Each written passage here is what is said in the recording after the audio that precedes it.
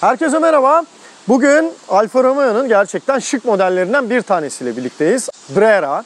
Şimdi bu araç hem 3.2 motora sahip, 3.2 V6'lık bir motora, hem 4x4 çekiş sistemine, yani Alfa Romeo'nun 4x4 çekiş sistemi Q4 olarak geçiyor, ona sahip, hem de 6 ileri manuel şanzımana sahip. Çünkü bu araçlarda otomatik şanzımanlar da kullanılmıştı. O yüzden özel ve de bazı Türk dizilerinde de oynamış. Bizzat bu araç oynamış, onu da belirtmeden geçmeyelim. Çünkü çok gösterişli olduğundan daha da böyle heybetli ve özel bir araç görünümü de var bu araçta. Bu arada şimdi Alfa Romeo'dan laf açılmışken şunu da belirtelim. Biliyorsunuz önceden Alfa Romeo GT Busso, yani V6 3.2 V6 testimiz olmuştu. Ve orada bir başlık atmıştık. Demiştik ki fakir adamın Ferrari'si. Bu bir deyimdir arkadaşlar. Ve de İngilizce'de poor man's Ferrari olarak geçer. Özel bir deyimdir. Bazı araçlar için kullanılır.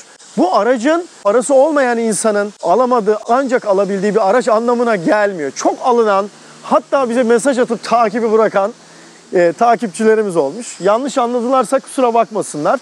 Ama bu terimin tam karşılığı güzel bir karşılıktır ve Ferrari'nin yaşattığı hisleri size bu araçta verebildiğini göstermektedir. O yüzden lütfen yanlış anlamayın ve de sık kullanılan bir terim olduğunda unutmayın. Bu araca geçelim isterseniz. Aracımızın şöyle bir tasarımından bahsedelim. 2006 yılında üretilmeye başlanıyor. 2010 yılına kadar ve Alfa Romeo'nun GTV modeli yerine çıkıyor. Hatta bir kabrio versiyonu da var. O da Spider yerine çıkıyor. Gördüğümüz araçlar, yani kupe tarzında olanlar, 2006'da da üstü açık Spider'lar tanıtılıyor. Ve de D segmenti model Alfa 159'da aynı platforma sahip. General Motors Fiat platformunu olarak da geçiyor.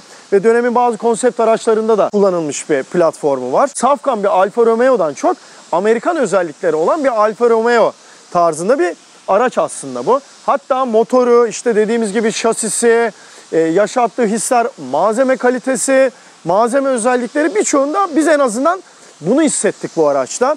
Farklı bir araç, biraz melez bir araç. Bunu belirtmeden geçmemek lazım. Ama isterseniz şimdi ilk olarak şu motoruna bir bakalım. Karşımızda 3.2 litrelik V6 motorumuz duruyor. Atmosferik emişli bir ünite. Yani herhangi bir aşırı besleme sistemi yok. Turbo veya süperşarjör gibi.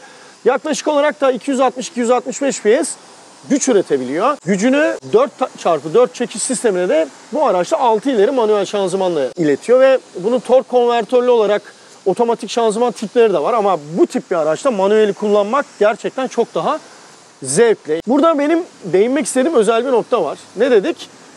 General Motors ortaklığıyla geliştirilmiş bir araç. Platformu, motoru vesaire. İşte maalesef burada bir görüntüde bir bozulma olmuş. Neden? Biliyorsunuz GT'de efsane bir motor var. Busso motor. Yine bir V6 motor. Ve görünümü inanılmaz. Şu ana kadar gördüğüm tüm motorlar içerisinde ondan daha estetik bir motor yok. Bizim GT testimizde görmüştük zaten. Pırıl pırıl o krom emme manifoldu gerçekten inanılmaz bir şekilde duruyordu. Böyle sanat eseri gibi bir araçtı. Zaten motor sesi de fazlasıyla ona uygundu. Bu araçtaki motor sesi biraz daha farklı. İşte dediğimiz gibi Amerikan özelliklerinin etkisiyle, ama bu da gerçekten çok şık ve böyle homurtulu, hoş bir sesi var. İsterseniz ben şimdi motoru bir çalıştırayım. Şöyle bir dinleyelim. Bir siz de mukayese etmiş olursunuz diğer GT testimize göre.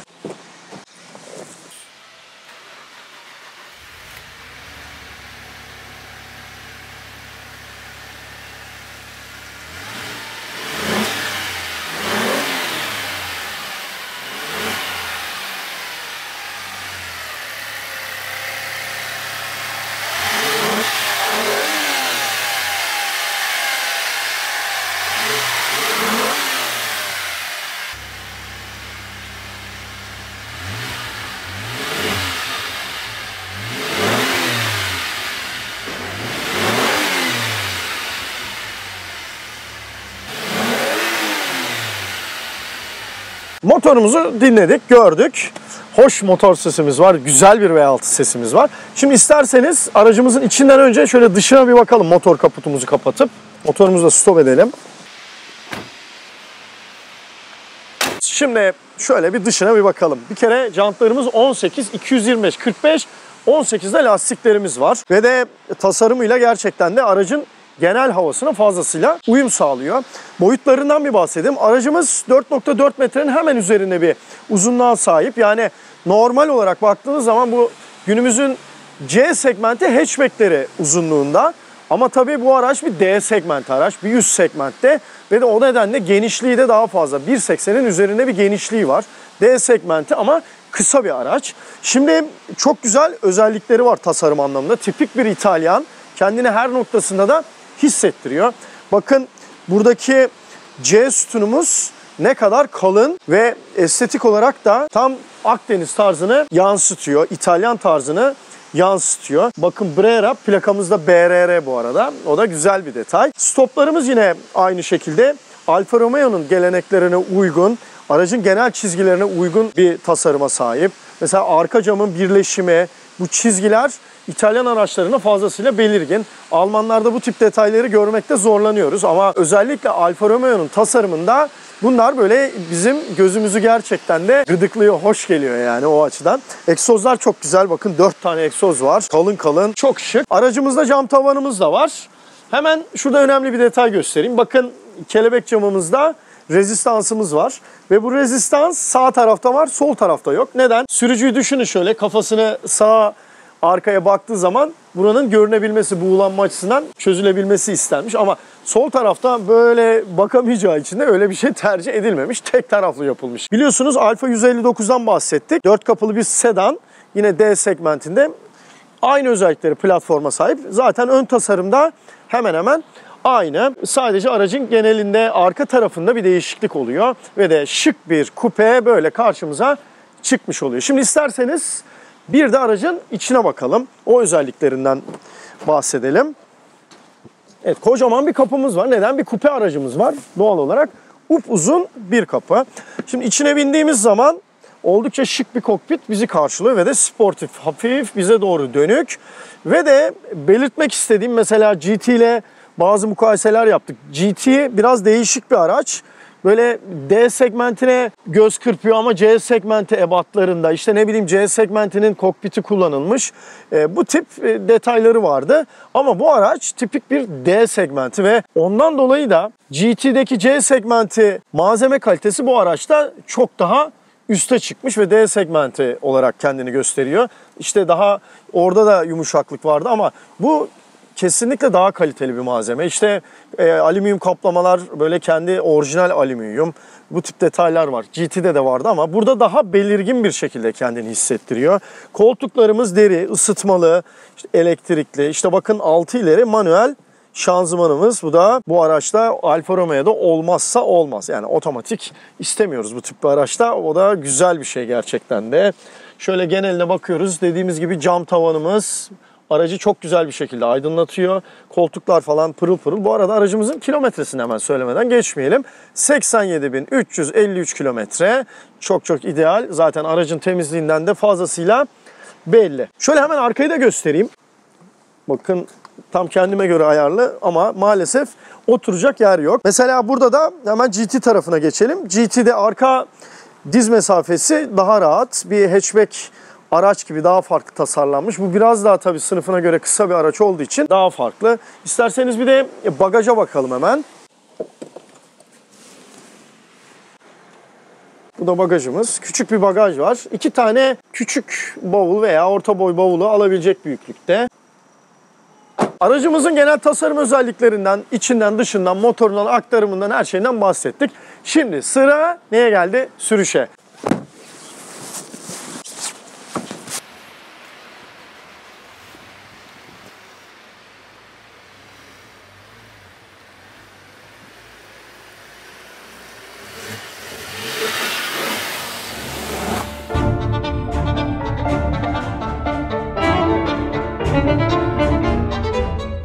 Alfa Romeo Brera testimize başladık.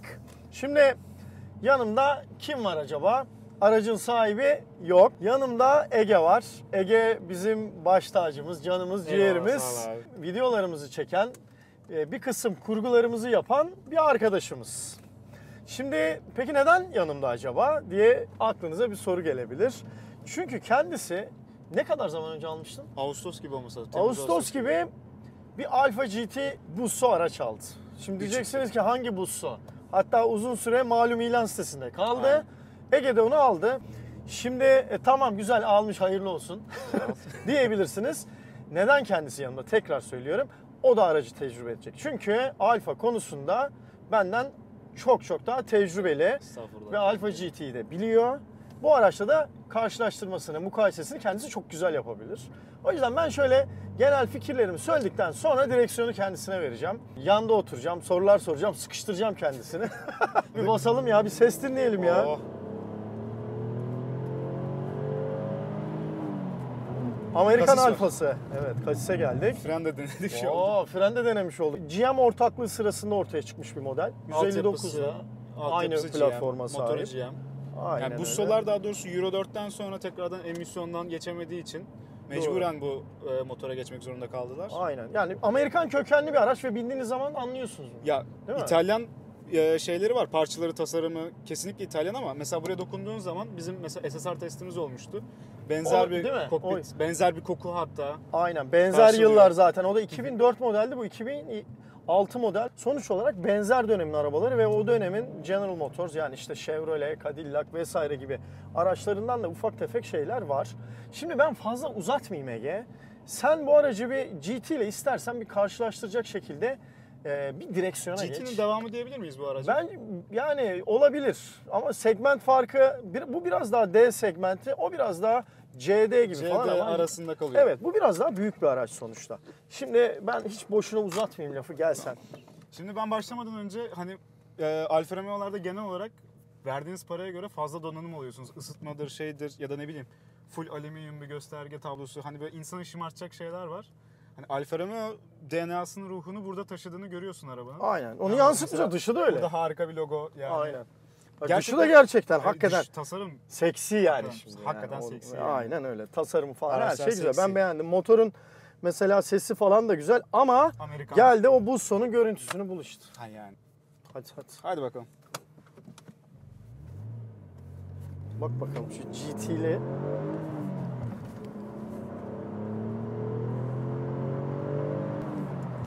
Bu araçlarda biliyorsun otomatik de çok, o manuel. O güzel bir avantaj.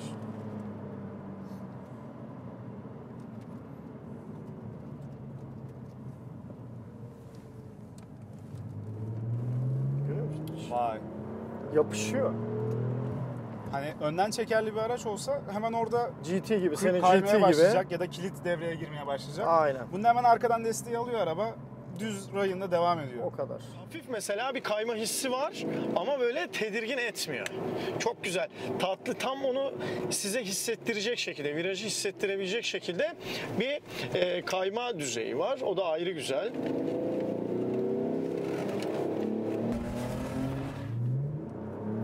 ...7 saniyede çıkıyor sıfırdan 100'e. Ama daha hızlı gibi hissettirdi bana bak açıkçası. Almışlar. GT'ye göre avantajları ne diyebilirim? Oturma pozisyonu GT'nin kötü. Yüksek değil mi biraz? Hem yüksek kalıyor hem yani pedallar size fazla yakın kalıyor. 147'ye binenler de anlar. Yani 156'nın pedalları oturduğunuz pozisyon mükemmel yapılmışken, çok ince işlenmişken 147 ve GT'de biraz öyle bir problem var. Bu da gerçekten ince işlenmiş olduğunu hissettiriyor 156'daki gibi. Hani tam böyle görüş açın, oturuş pozisyonu, yüksekliğin. Ben çok beğendim yani bunu. O açıdan da GT'den güzel daha iyi yani. diyebilirim. Motor sesi mesela fark ettiği üzere Amerikan V6'ları gibi. Kesinlikle. Zaten GM motoru. Aynen, GM'den Bunu da etkilenmiş. hissettiriyor zaten. O fazla hissettiriyor ve de Busso'nun son kullanıldığı araçlar işte senin GT araçlar GT. Ondan sonra bırakılıyor. Hatta şu anki bu Giulia'da ve Stelvio'da kullanılan V6 motor da aslında Busso değil. Ferrari. V8. Yani tamam, çok güzel Ferrari'nin ama bizzat Alfa Romeo'nun kendi evinden çıkmış bir motor değil. Her şeyi muhteşem bir motor. Sonuçta Ferrari kökenli. Alfa Ama yeniden Busso canlandı. diyemiyorsun işte yani Aynen. sonuçta. Bu da sonuçta bir Busso değil. 4 çeker olması gerçekten harika. Hani hem virajlarda hem kalkışlarda. Ha, dezavantajı şu, biraz Eğlencesini ağırlığını hissettiriyor. Bir de bu bayağı ağır bir araç. 1600 kilonun üstünde. Evet. Yani 1700 kiloya yakın bir ağırlık. Motorun atmosferik olması, manuel olması, hani Tabii. vites düşürüşlerinde ara gaz Aynen. vermeler şeyler. Ondan sonra Kesinlikle çok keyifli. evet, aynı ortalama şekilde. 15 litre tüketmesi.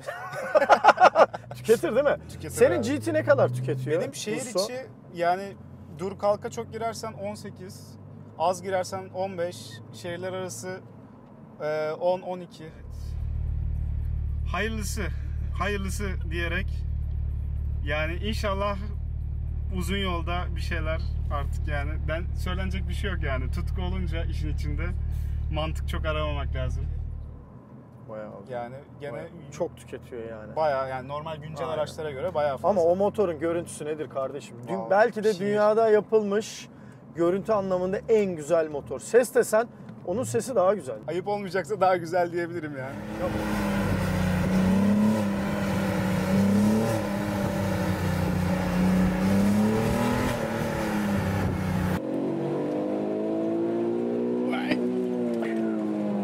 Süper. Ya bu da çok güzel. Acayip homurtulu, hoş bir sesi var arabanın. Gerçekten. O da bir değişik ama sende egzoz da var. Ha, aynen. Neydi? Benim standart egzoz yok. CSC egzoz var. Bir de kat iptali var. Kasis. Bayağı bir o ses çıkartıyor. Frenlerini nasıl buldun? Sence? Vallahi iyi duruyor. Ben de az önce yaptım biliyorsun malum. Ya Kasisten zorlamak, hemen önce. ısınınca da bir bakmak lazım Tabii ama şişebilir, aynen. kötü bir fren koymamışlar. gibi. Peki kalkışı nasıl buldun? Mesela Kalkış bayağı güzel. Hani şey daha mı iyi? 4 çeker Tabii olmasından iyi dolayı çok tutunuyor. iyi. Sen Ya, patinaja düşüyorsun tabii Aynen. biraz. Ben patinajı bayağı düşüyorum. Daha doğrusu kaliteli asfalt bulamamaktan ötürü düşüyorsun. Şöyle değil. Bu arabanın eğlencesi nerede? Hani acayip bir yol tutuşu, rayda gider gibi bir his. Gerçekten çok güzel oluyor bu araçta. Örnek şekil 1A diyorsun. Aynen. Ve Evet. kilidi de hissettin yani. Aynen. Hani eğlencesi burada. Yoldan çıkmadan rayda gider gibi bütün virajlara dalarsın. Ama aracın götünü başını atma. O ne lan? Yani aracı böyle nasıl diyeyim? Aracın savrulması, onları dinamiğiyle kontrolü. oynama, Aynen. O kontrol şasi noktasında ağırlık transferidir şeydir. biraz kaydırmak istersin. Bunda O öyle konularda bir şansın fazla biraz yok. daha düşük aynen eğlencesi. Tabii, Yani yani. biraz kullanma şeyine göre. Tabii belki de bu aracı yani tabii sen de yabancısın. Ben senden de yabancıyım. Ya belki sahibi Tabii. hayvan gibi girip bir şekilde Aynen çok daha öyle. keyifli şeyler Aynen yapabilir. çok daha keyifli işler olabilir. Şurada bir hızlan bakalım.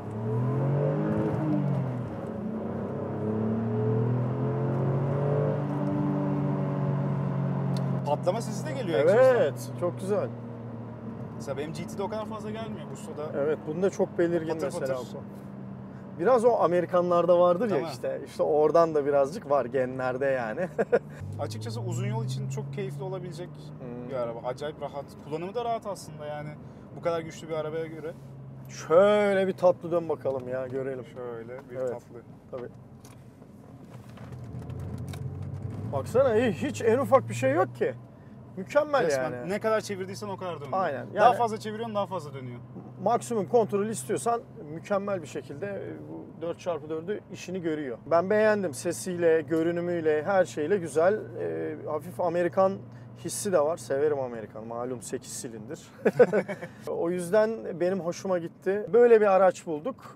Sahibi Ömer Beyefendi'ye de çok teşekkür ediyoruz buradan. Bu şansı bize verdi. Aracını bize teslim etti. Umarız sevgili takipçilerimiz siz de beğenmişsinizdir testimizi. Ege sana da teşekkürler. Ben teşekkür ederim abi. Almak isteyenler için, mukayese etmek isteyenler için herhalde yardımcı olmuştur diye düşünüyoruz. Bizi izlediğiniz için teşekkür ederiz. Teşekkür ederiz. Memnun oldum ben bu arada takipçilerle de artık. Hadi bakalım.